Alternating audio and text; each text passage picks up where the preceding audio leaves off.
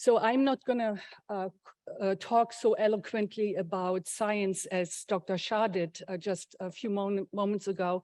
I'm going to be a salesperson for my science. So I'm an epidemiologist, and the only good thing about COVID is probably that you all know what an epidemiologist does these days. That wasn't the case. But I really want to convince you to not only yourselves, but also to convince others to participate in epidemiological studies. So make sharing your data part of your routine and help out people like myself. And I'm going to start like very simply, like, so in science, we ask questions, we have ideas, we have suspicions that leads us to form a hypothesis, and which we then test in a scientific study.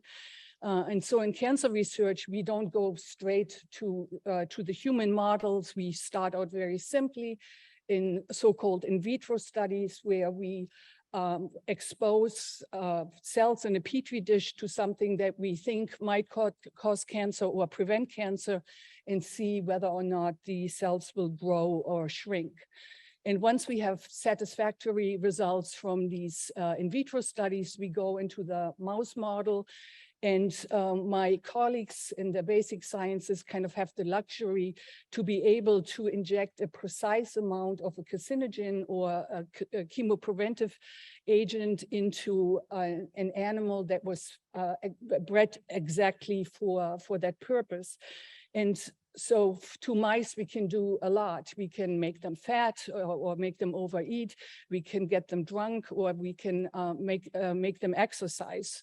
But really, no matter how eloquent or elegant these animal studies or these in vitro studies are, mice are not humans. And at the end of the day, we need to translate these findings into the human model. And that's where we, people like me, come into place by the conduct of an epidemiological study. So again, it's the same concept. We have a suspicion. We think that a certain exposure causes a certain disease. Reaching out to the exercise intervention that we are very much interested in here at Roswell Parks. So we think that perhaps exercise is associated with lower risk of myeloma. We systematically collect data. We are not only interested in the experience of the cancer patients, but we want to compare that to the experience of healthy individuals. We do rigorous statistical testing. And since we are studying humans, we are very careful in the interpretation of our findings. So we literally ask an 80-year-old woman how many sexual partners she had. Or we ask a 50-year-old woman with breast cancer how much alcohol she drank when she was a teenager. Or we ask a 60-year-old man with colon cancer about his dietary patterns 10 years ago. And you might imagine that we don't always get it right. So the 80-year-old woman might not want to tell us how many sexual partners she had. The woman with breast cancer might not want to tell us how much alcohol she drank, or the man with colon cancer might just not remember how much fruits and vegetables he ate. So there's a certain amount of uncertainty, we call it misclassification, in the data we collect. And that's why it's important that we not only conduct one study that examines an exposure disease relationship, we have to have lots and lots of studies. So my mentor in graduate school told me, like, it's not the first study that establishes an association that is important, it is the 50th study that confirms that association. So you're interested in myeloma. This is the epidemiology of multiple myeloma. These are the established risk factors. And Dr. Shah talked about obesity, which is pretty consistent. But when you look at the other established risk factors, age, gender, with men being slightly at greater risk, family history, having a first-degree relative with this dreadful disease, we know that African Americans are at significantly greater risk compared to Caucasians. And then, of course, the precursor to multiple myeloma, MGUS. But you can also see for most of, with the exception of obesity, none of these established risk factors are modifiable. There's nothing that you can do about it. Like thank goodness we all get older.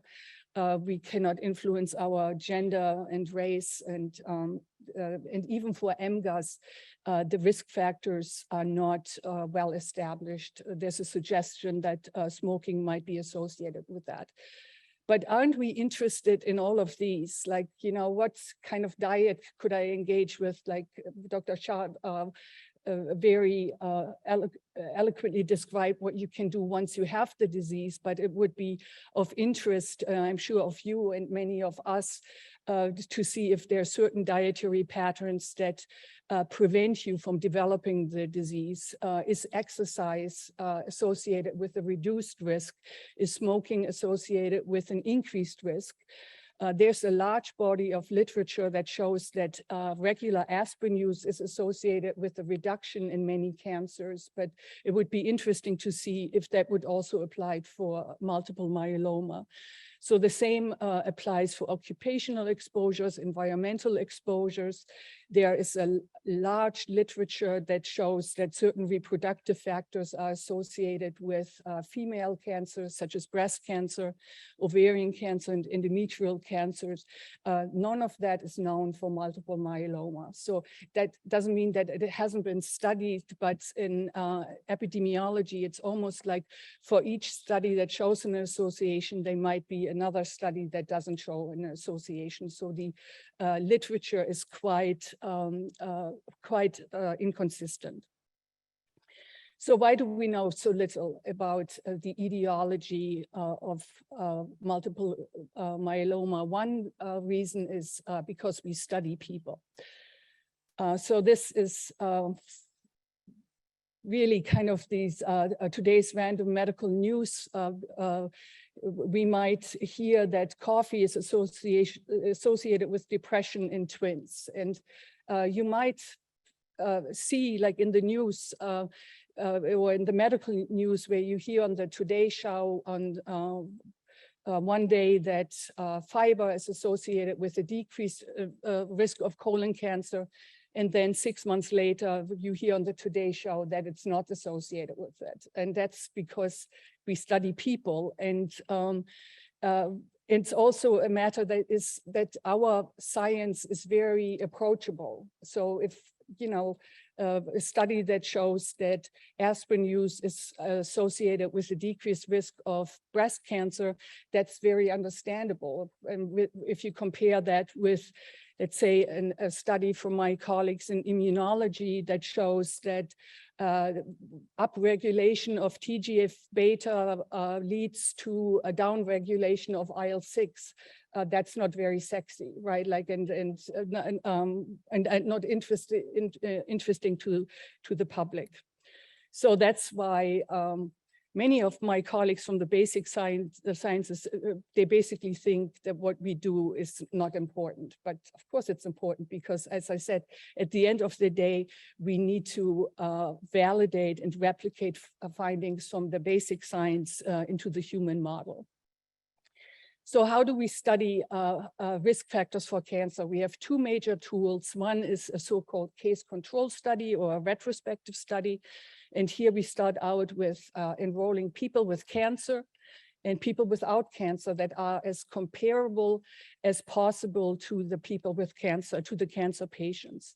And then we ask them to go back in time and recall risk factors. So again, we do ask the 80-year-old woman with ovarian cancer of how many sexual partners she had. We ask the woman with breast cancer about her alcohol consumption. And you can see that there is a lot of potential for misclassification that kind of muddies the water, and that then results in often the inconsistency of our studies. A much more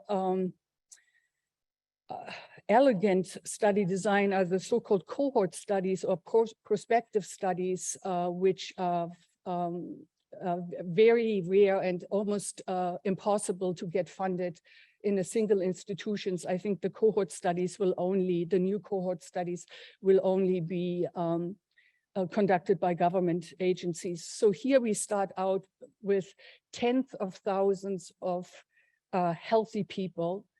And then we assess their risk factors at the baseline when we enroll them. But then during the time that we follow them up, we update their exposure information and maybe add new exposure information. And then we compare the risk factor data that we have assessed during the follow-up among the people who develop cancer and those who remain free from the disease.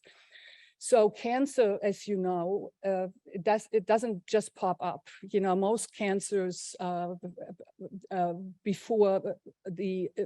the cancer starts to the point when the cancer gets diagnosed, it can be decades. So the follow-up time for cancer is also decades. So while this is better, we don't have to worry about people not recalling their exposure correctly.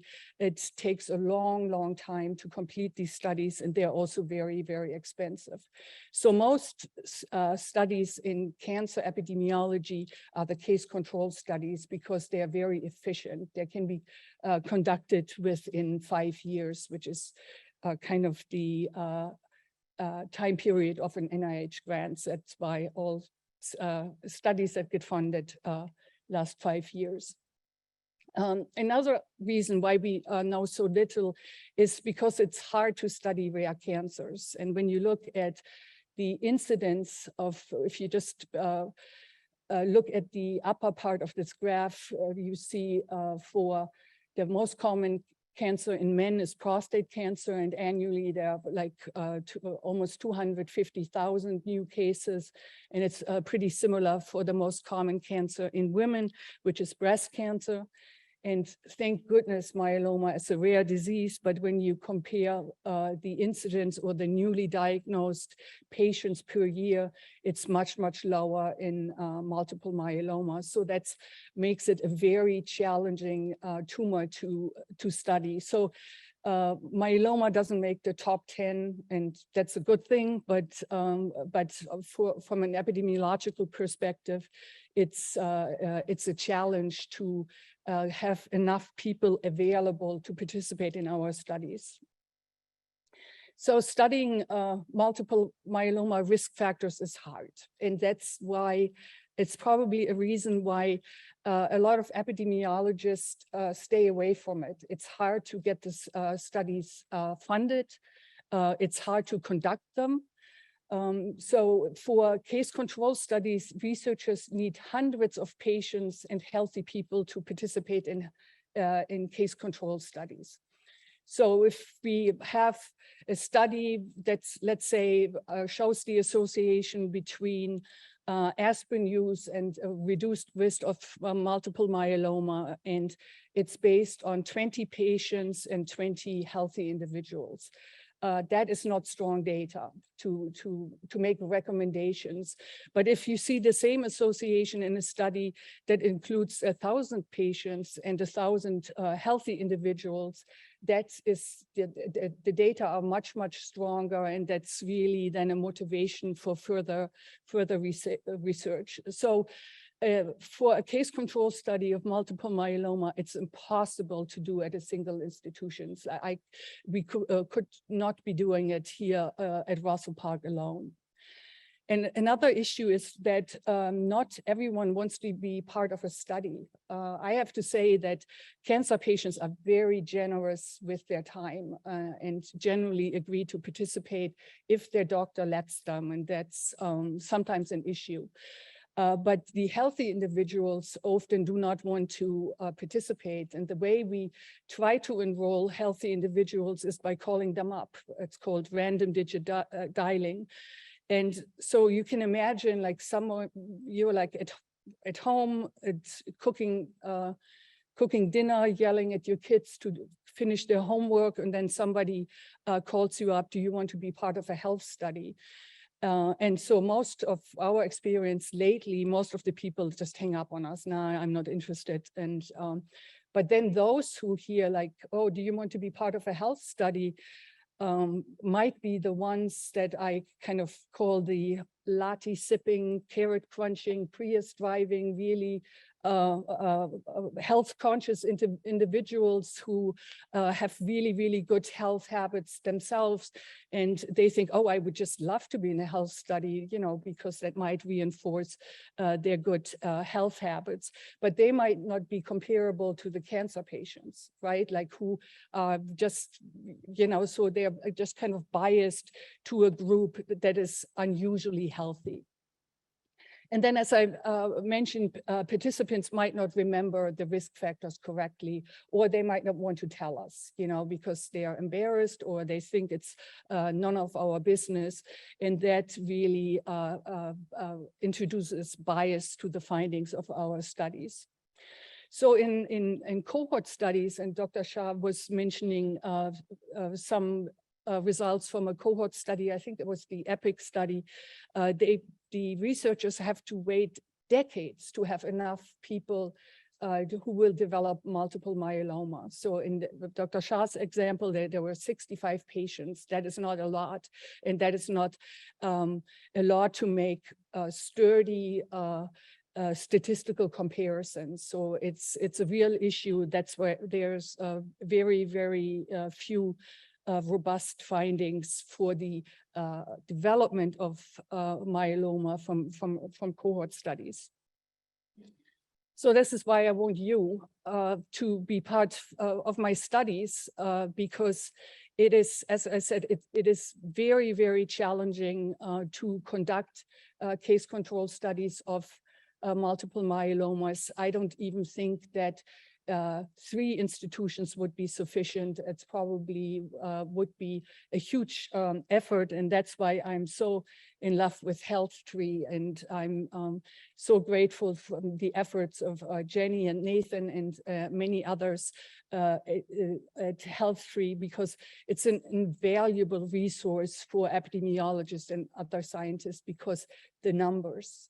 You know, it's not only multiple myeloma, but also the precursor diseases.